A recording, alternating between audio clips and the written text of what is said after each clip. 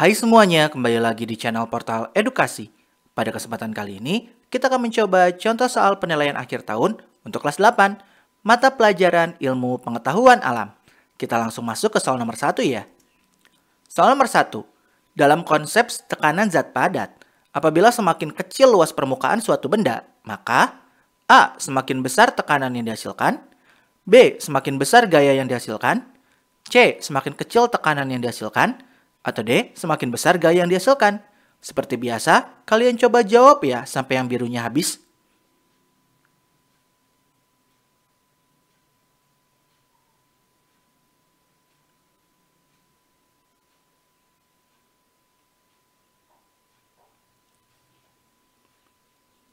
Jawaban yang tepat adalah C.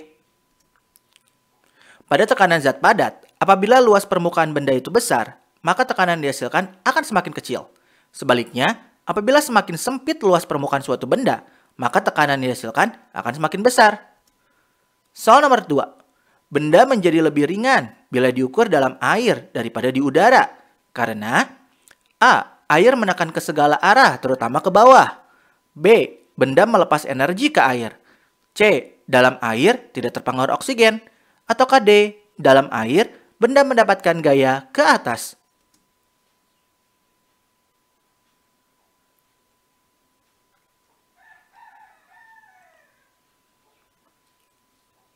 Jawaban yang tepat adalah D.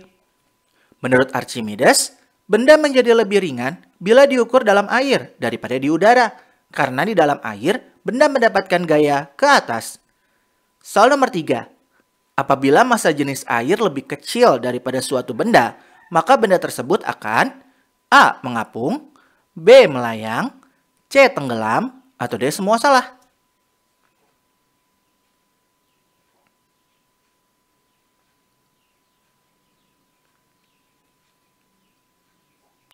Jawaban yang tepat adalah C. Nah, Archimedes ini berkata nih, apabila berat benda lebih ringan daripada massa jenis air, itu akan mengapung. Sedangkan kalau berat bendanya sama dengan massa jenis air, itu akan melayang. Kalau berat benda lebih besar daripada massa jenis air, maka benda tersebut akan tenggelam. Soal nomor 4. Berikut ini adalah contoh penerapan dari hukum Pascal, kecuali A. Tensimeter, B. Pompa hidrolik, C. Rem hidrolik, atau D. Oximeter.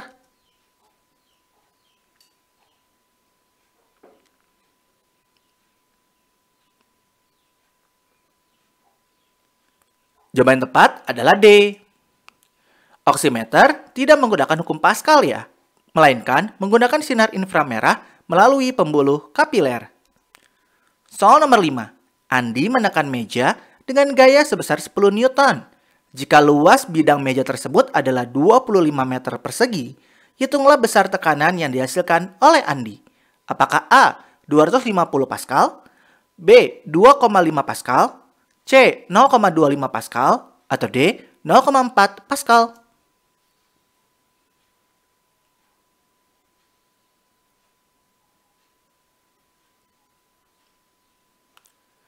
Jawaban yang tepat adalah D. Dari mana? Kita buat dulu diketahuian nih. F yaitu gayanya 10 Newton, sedangkan luasnya yaitu A 25 meter persegi. Yang ditanyakan P. Kita coba jawab ya, kita hitung bareng-bareng. Nah, kita tulis dulu rumusnya. P sama dengan F per A.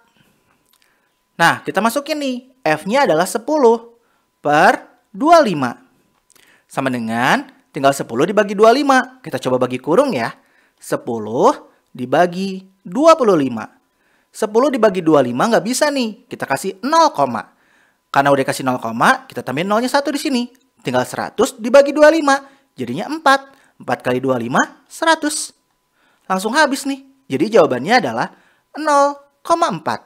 Gampang kan? Soal nomor 6. Seekor ikan berenang di laut dan mendapat tekanan hidrostatis sebesar 5 kali 10 pangkat 5 Pascal. Maka ikan tersebut berenang pada kedalaman A. 50 km, B. 10 km, C. 50 meter, atau D. 10 meter.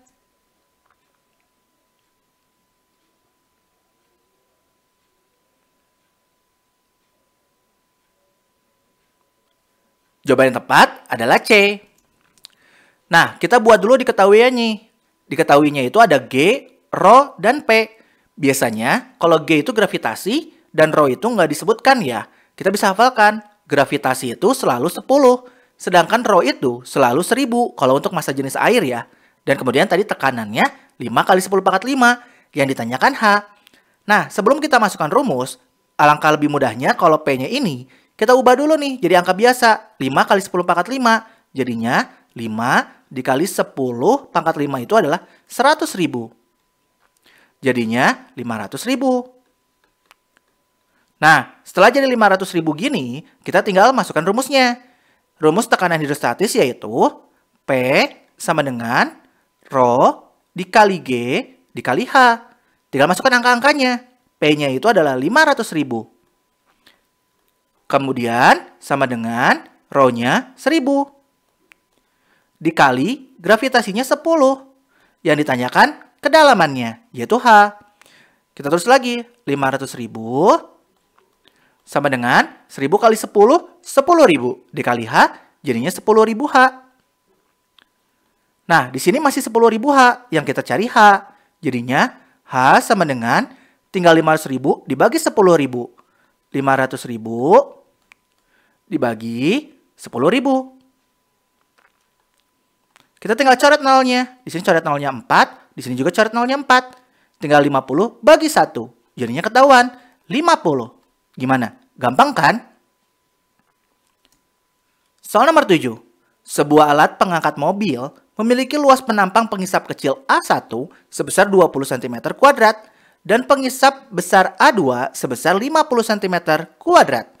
Gaya yang harus diberikan untuk mengangkat mobil 20.000 Newton adalah titik-titik Newton. A 2000, B 4000, C 5000, atau D 8000.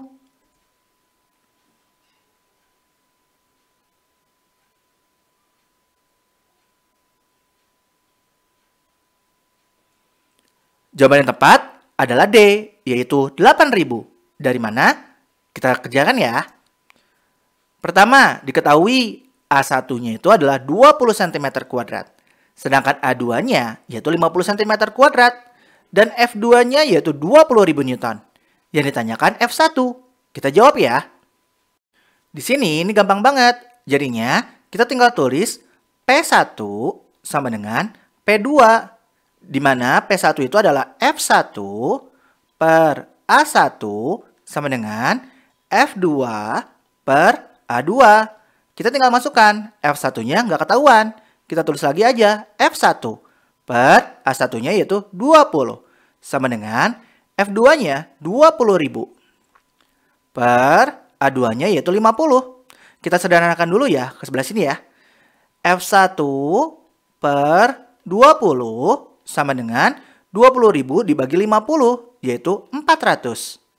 Nah, F1 per 20 sama dengan 400. Yang kita cari adalah F1. F1 sama dengan, dari bagi tinggal pindahin ke sini, jadinya dikali. 400 dikali 20, jadinya 8.000. Beres. Gampang banget kan? Soal nomor 8. Perhatikan tabel berikut ya. Berdasarkan tabel tersebut, pernyataan yang benar mengenai hubungan tekanan udara dengan ketinggian adalah A. Ketinggian tempat menghambat tekanan udara. B. Semakin rendah tempat, maka tekanan udaranya terhambat. C. Semakin tinggi tempat, maka tekanan udaranya semakin besar. Atau D. Semakin tinggi tempat, maka tekanan udaranya semakin kecil.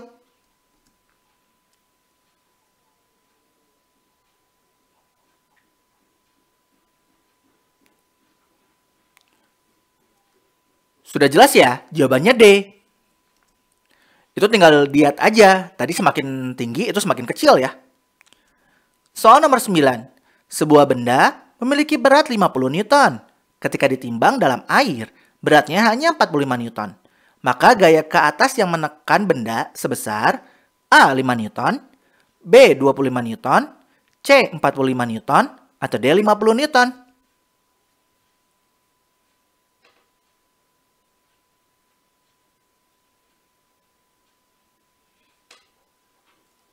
Sudah jelas jawabannya A. Dari mana? Kita tinggal ngitung aja nih, berat benda di air 45, sedangkan ketika di udara 50. Yang ditanyakan gayanya, gaya apa? Gaya ke atas. Ya ini tinggal tulis F sama dengan ketika berat benda di udaranya berapa? 50. Kemudian tinggal dikurangi nih, berat benda di air 45. Jadi 50 kurangi 45, ya 5. Beres. Ini mah gampang banget ya. Soal nomor 10. Pada tumbuhan, air dari akar dapat naik sampai ke daun disebabkan oleh daya kapilaritas batang. Pernyataan yang benar terkait peristiwa tersebut adalah A. Di dalam sel-sel akar terjadi peristiwa osmosis sehingga menyebabkan daya kapilaritas batang meningkat. B. Jaringan xilem memiliki diameter yang sangat kecil sehingga memiliki tekanan yang besar untuk menaikkan air ke daun. C. Jaringan phloem memiliki diameter yang sangat kecil sehingga memiliki tekanan yang besar untuk menaikkan air ke daun. Atau D. Air dalam tanah dapat naik karena daya isap daun yang rendah sehingga tekanan osmosis dalam sel meningkat.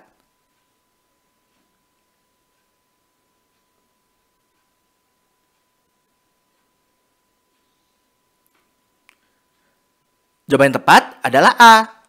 Nah, kalau ini tinggal dihafalkan ya. Soal nomor 11.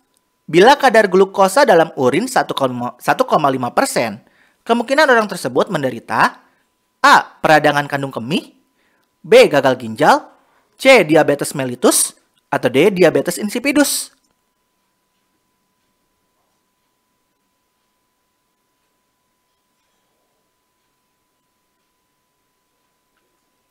Jawaban yang tepat adalah C. Diabetes mellitus itu dikenal sebagai diabetes aja nih. Terjadi ketika pankreas tidak menghasilkan cukup insulin untuk mengontrol jumlah glukosa dalam darah. Simpelnya, kalau udah berhubungan dengan glukosa, pasti diabetes mellitus. Soal nomor 12. Sisa penyaringan pada proses filtrasi menghasilkan urin yang masih mengandung zat yang berguna bagi tubuh. Berikut ini yang bukan merupakan zat yang terdapat pada urin hasil proses filtrasi adalah A. Asam amino, B. Sel darah merah, C. Garam-garam mineral, atau D. Glukosa.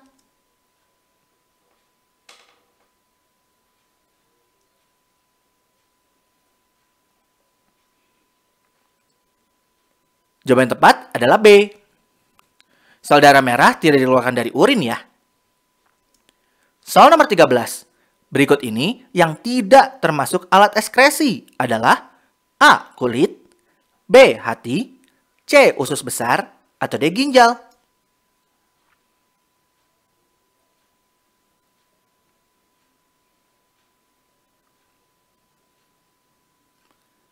Jawaban yang tepat adalah C. Sistem ekskresi manusia itu melibatkan beberapa organ. Ada ginjal, kulit, paru-paru, dan hati. Soal nomor 14. Pernyataan berikut yang tidak berhubungan dengan sistem pengeluaran manusia adalah A. Bagian kulit yang berperan sebagai alat ekskresi adalah kelenjar keringat. B. Pankreas menghasilkan enzim amilase. C. Kulit menghasilkan keringat. Atau D. Ginjal menghasilkan urin.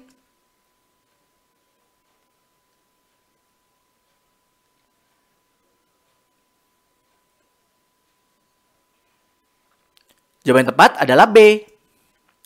Pankreas itu termasuk organ pencernaan, bukan organ ekskresi manusia.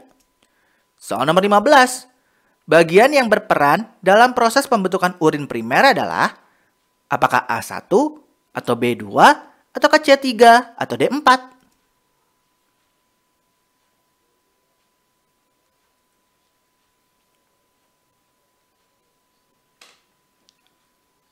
Jawaban yang tepat adalah A. Nah, nomor 1 itu adalah glomerulus yang merupakan tempat terjadinya filtrasi di mana urin primer terbentuk. Tinggal dihafalkan ya. Soal nomor 16. Adanya batu ginjal di dalam rongga ginjal dapat menimbulkan A. Hematuria, B. Nefritis, C. Diabetes insipidus, atau D. Hidronephrosis.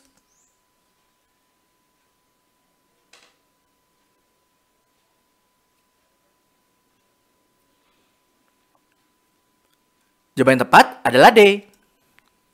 Hidronefrosis adalah pembekakan ginjal akibat penumpukan urin, di mana urin tidak dapat mengalir dari ginjal ke kandung kemih. Soal nomor 17. Zat berikut yang tidak dihasilkan oleh hati, yaitu A. Glukosa, B. Urea, C. Getah empedu, atau D. Bilirubin.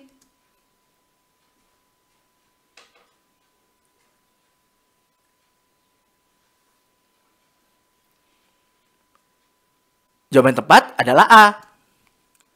Nah, kalian bisa lihat nih, ada bagian proses pemecahan sel darah merah. Soal nomor 18. Berikut ini yang bukan merupakan fungsi hidung dalam proses pernapasan adalah A. Mengatur suhu udara yang masuk ke dalam paru-paru, B. Sebagai tempat pertukaran gas oksigen dan gas karbon dioksida, C. Mengatur kelembapan udara yang masuk ke dalam paru-paru, atau D. Menyaring partikel debu atau kotoran yang masuk bersama udara.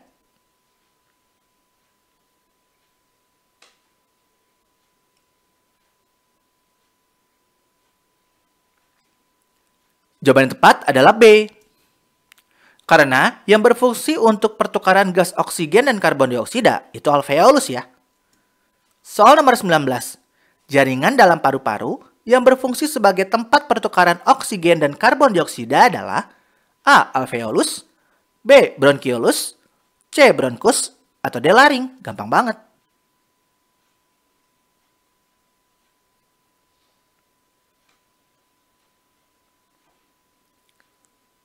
Udah jelas banget ya, jawabannya A. Kalau yang salah itu terlalu ya, karena baru dibahas di soal sebelumnya. Soal nomor 20. Struktur yang berfungsi untuk melindungi paru-paru dari gesekan saat mengembang dan mengempis itu adalah A. Pleura, B. Alveolus, C. Diafragma, atau D. Lobus paru-paru.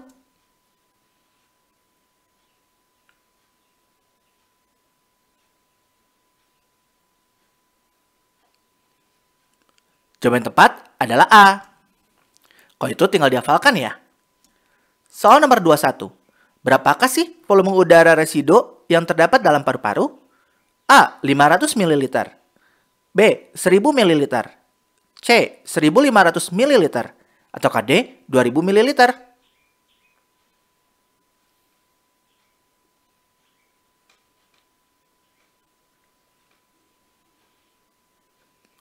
Jawaban yang tepat adalah B. Nah, volume udara yang digunakan dalam proses pernapasan itu ada beberapa macam. Yang pertama, volume tidal, 500 ml. Kemudian ada volume cadangan ekspirasi, yaitu 1500 ml. Volume cadangan inspirasi, yaitu sama, 1500 ml. Dan volume residu, yaitu 1000 ml. Soal nomor 22. Paru-paru seorang pasien penuh dengan cairan. Setelah dianalisis, ternyata juga ditemukan bakteri Streptococcus pneumoniae. Pasien tersebut terserang penyakit A. Asma, B. Pneumonia, C. Tuberkulosis, atau D. Kanker paru-paru. Gampang.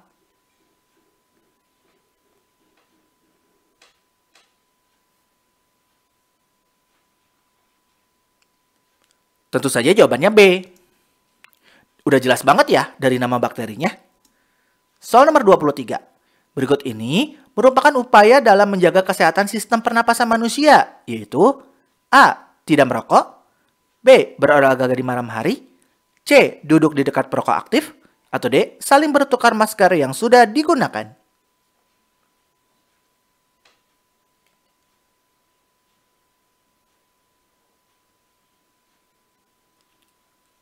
Udah jelas banget ya jawabannya A. Ini kalau ada yang salah keterlaluan ya. Soal nomor 24. Adenovirus, ortomisovirus, rhinovirus, dan coronavirus dapat menyebabkan A. Influenza, B. Tonsilitis, C. Faringitis, atau D. TBC.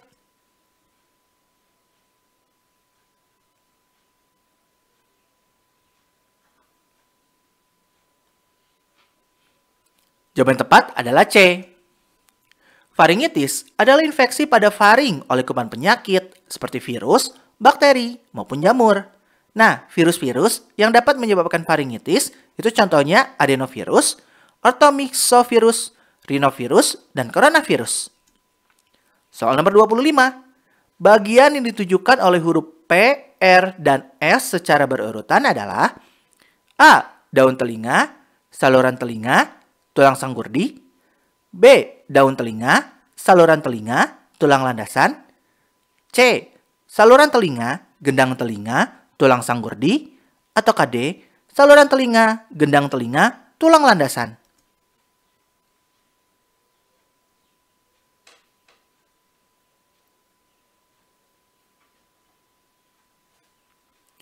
Jawaban yang tepat adalah C. Nah, ini adalah bagannya. Kalian bisa lihat ya. Soal nomor 26. Setelah gelombang bunyi sampai di telinga, agar bunyi dapat didengar, getaran berturut-turut melalui struktur bernomor apakah A, B, C, atau D?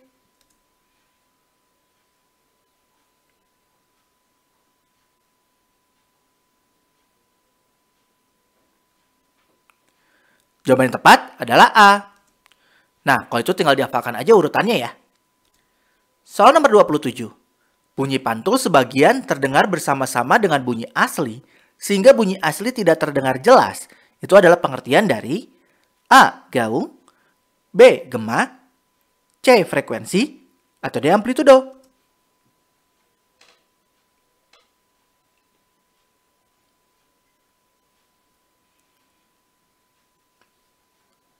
Jawaban yang tepat adalah A.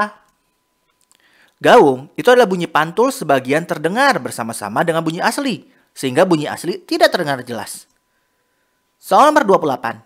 Bagian telinga manusia yang berfungsi untuk menangkap debu yang masuk ke saluran telinga dan mencegah benda asing masuk ke telinga adalah A. Daun telinga, B. Gendang telinga, C. Saluran telinga, atau D. Saluran Eustachius.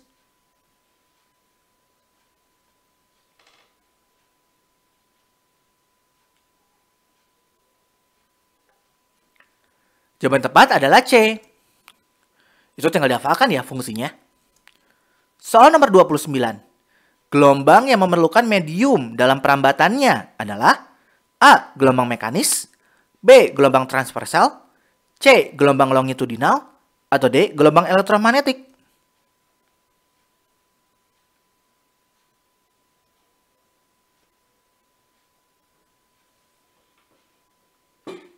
Jawaban yang tepat adalah D. Berdasarkan energinya, gelombang itu dibagi menjadi dua. Ada mekanis dan elektromagnetik. Gelombang mekanis itu memerlukan medium dalam perambatannya. Sedangkan kalau elektromagnetik itu nggak perlu. Soal nomor 30. Berikut ini adalah alasan bunyi bisa terdengar keras ataupun lemah. Yaitu A. Setiap frekuensi memiliki gelombang bunyi, amplitudo, dan warna bunyi yang berbeda. Atau B. Setiap amplitudo memiliki gelombang bunyi, frekuensi, dan warna bunyi yang berbeda. Atau C. Setiap gelombang bunyi memiliki amplitudo, frekuensi, dan warna bunyi yang berbeda. Atau D. Setiap warna bunyi memiliki amplitudo, frekuensi, dan gelombang bunyi yang berbeda.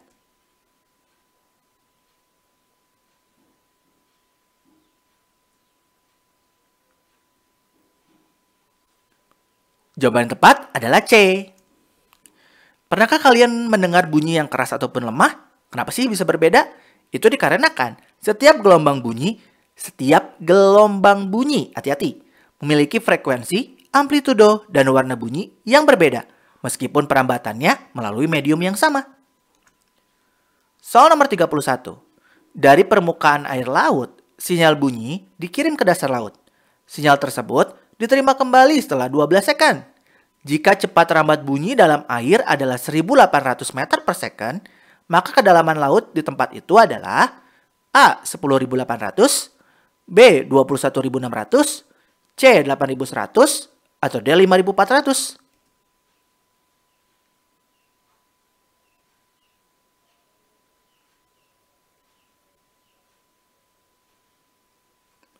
Jawaban yang tepat adalah A. Dari mana? Kita buat dulu diketahuinya, yaitu T-nya 12 second. Dan V-nya, kecepatan cepat rambatnya, 1800 meter per second. Yang ditanyakan H. Kita coba jawab ya. Nah, di sini kita tinggal tulis rumusnya dulu nih. Yaitu H sama dengan V kali T dibagi 2. Tinggal dihafalkan rumusnya ya. sama dengan V-nya 1800 dikali T-nya 12 dibagi 2. Nah, di sini bisa kita coret nih. 2 dengan 12. Ini jadi 1, ini jadi 6. Sama dengan tinggal 1800 kali 6. Kita coba kotret ya.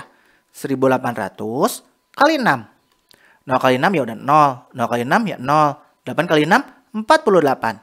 Naik 4. 1 kali 6, 6. Tambah 4, 10. Ketahuan deh. Jadinya 10.800. Gimana? Gampang kan? Soal nomor 32.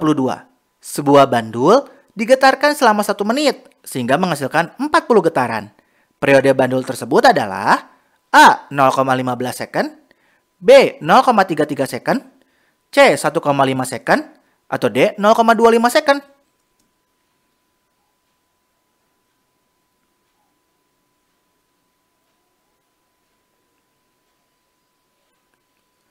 Jawaban yang tepat adalah C. Dari mana? Kita coba hitung ya.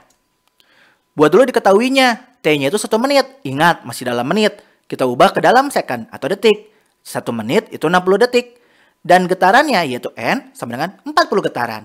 Yang ditanyakan periode yaitu T besar. Nah, kita coba jawab ya. Kita tulis rumusnya dulu. Yaitu T besar sama dengan T kecil per N. Sama dengan 60 per 40. Nolnya bisa kita coret nih. Tinggal 6 dibagi 4. Sama dengan, kita coba bagi kurung ya. 6 dibagi 4. Perkalian 4 yang hasilnya 6. Yang mendekati 6 yaitu 1. 1 kali 4, 4. Kita tinggal kurangin. 6 kurangi 4, 2. 2 udah nggak bisa dibagi 4. Kasih koma. Jadinya 0. 20 bagi 4 yaitu 5. Jadi ketahuan deh, yaitu 1,5. Gampang kan? Soal nomor 33. Sebuah gelombang merambat dengan kecepatan 340 meter per second. Jika frekuensi gelombang adalah 50 Hz, panjang gelombang dari gelombang tersebut adalah A. 6,5, B. 6,6, C. 6,7, atau D. 6,8.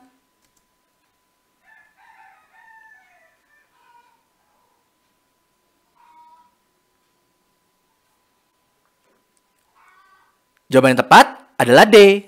Dari mana? Kita coba hitung juga ya. Kita buat dulu diketahuinya. Cepat rambat yaitu V sama dengan 340. Dan frekuensinya tadi 50 Hz. Yang ditanyakan panjang gelombang atau lambda. Jadinya kita jawab nih. Lambda sama dengan V per F. Sama dengan 340 dibagi 50. Nolnya kita coret nih. Tinggal 34 dibagi 5. Sama dengan, kita coba bagi kurung ya, 34 dibagi 5. Perkalian 5 yang mendekati 34 yaitu 6. 6 kali 5, 30. Kita kurangin, 4 kurangin 0, 4. 4 bagi 5 nggak bisa, kasih koma. Jadinya dikasih 0 di sini. 40 bagi 5 yaitu 8. 8 kali 5 balikin lagi 40. Habis, jadi udah jelas jawabannya, maaf, 6,8. Gimana? Gampang kan? Soal nomor 34. Sifat bayangan yang dibentuk oleh cermin cekung apabila benda terletak pada jarak kurang dari titik fokus cermin adalah A. Nyata, terbalik, diperbesar, dan terletak di depan M. B. Nyata, terbalik, diperkecil, dan terletak antara M dan F. C. Nyata, terbalik, sama besar, dan terletak di titik M. Atau D. Maya, tegak, diperbesar, dan terletak di belakang cermin.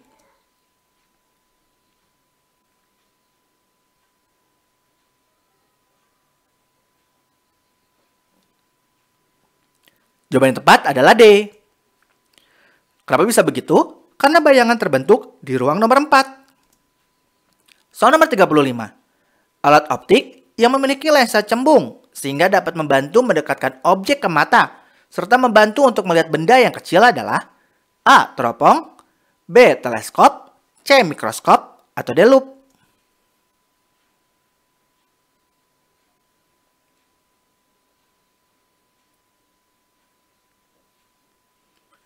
Jawaban yang tepat adalah D.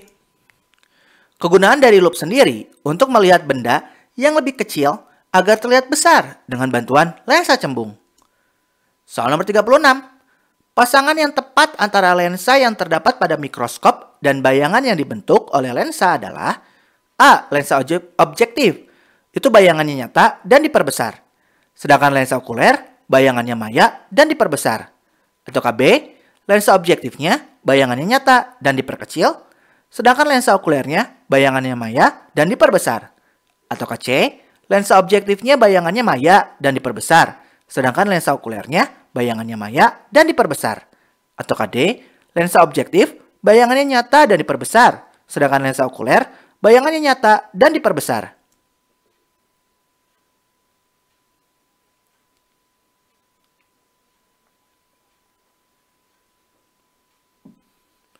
Jawaban yang tepat adalah A.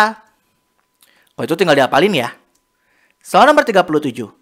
Bagian mata yang mengatur jumlah cahaya yang masuk ke dalam mata, yaitu A. Saraf mata, B. Pupil, C. Kornea, atau D. Iris.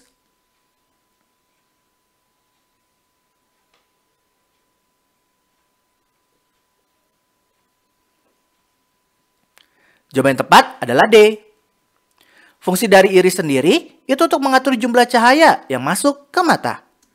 Soal nomor 38. Jika jarak kornea mata ke retina adalah 2,5 cm, maka panjang fokus sistem lensa kornea agar benda terlihat paling jelas oleh mata orang tersebut adalah A. 2,26, B. 3,54, C. 2,24, atau D. 3,52.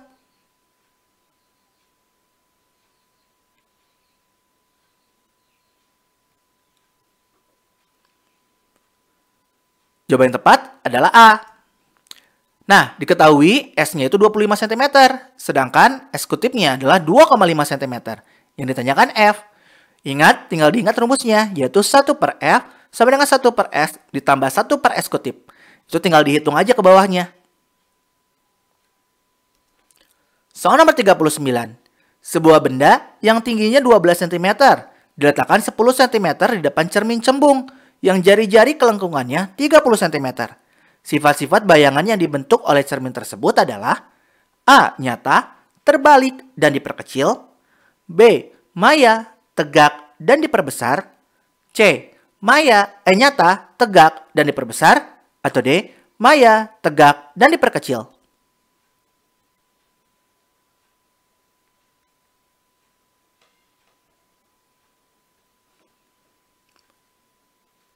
Jawaban yang tepat adalah D. Nah, kita hitungannya dulu nih. Kita ketahuan S-nya itu 10 cm, R-nya itu 30 cm. Maka ketahuan nih, F-nya itu adalah negatif dari 1 per 2R, yaitu negatif 1 per 2 dikali 30, yaitu negatif 15. Yang ditanyakan S kutipnya. Kita tinggal hitung nih. Setelah ketahuan, nah, kita ketahuan itu hasilnya negatif nih. Sebuah jarak bayangan yang bernilai negatif, itu sifatnya itu pasti maya dan tegak. Kemudian jarak bayangan lebih kecil daripada jarak benda ke cermin, maka bayangan tersebut diperkecil. Soal nomor 40. Ini udah sama ya, tadi double kayaknya. Tadi kita udah hitungannya ini. Nah, soal terakhir, nomor 40. Edo menderita miopi, sehingga dia tidak dapat melihat benda yang berada pada jarak jauh dengan jelas. Jenis lensa untuk membantu penglihatan Edo adalah A. Lensa cembung, B. Lensa ganda, atau C. Lensa cekung, atau D. Lensa tipis.